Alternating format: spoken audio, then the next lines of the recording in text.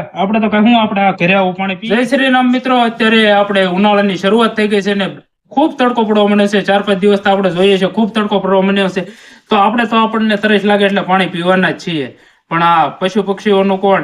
એટલા માટે અત્યારે તો મેં આજુબાજુમાં ઘણી જગ્યાએ જોયું છે કે આપણે હોલી છે, કાબર છે, કાગડો છે, જોવા જ નથી મળતો આપણને.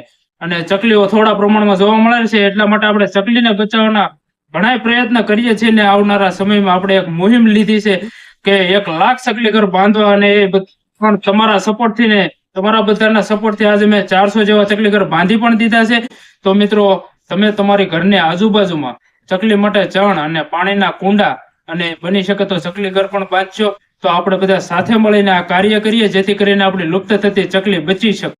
તો મિત્રો, આ પાણીના કુંડા થોડાક બગડી ગયા હતા એટલે આપણે તો કઈ આપણે આ ઘરે આવું પાણી પીએ જાવું પાણી. તો પશુ પક્ષીઓ માટે આપણે આવું કરવાનું. ચાલો ફટાફટ સાફ કરી નાખીએ અને પાણી ઢોળી નાખીએ અને સારું પાણી આપણે પાઈએ. મિત્રો, આપણે થોડું કઈ ઘરે આપણે આવું પાણી પીએ છીએ તો આપણે હવે આપણા અબોલ જેવું ને આવું ન પાવું જોઈએ. ચાલો ફટાફટ આપણે સાફ કરી નાખીએ ને નળ થોડોક સાફ થઈ ગયો આપણને પલાળો. હવે ગ્લાસ ભલામણ પાણી ન પાઈ શેકલે મોજમાં આવી જાય. તો ખાલી એટલું જ કરવાનું છે. આમાં થઈ ગયું સાફ.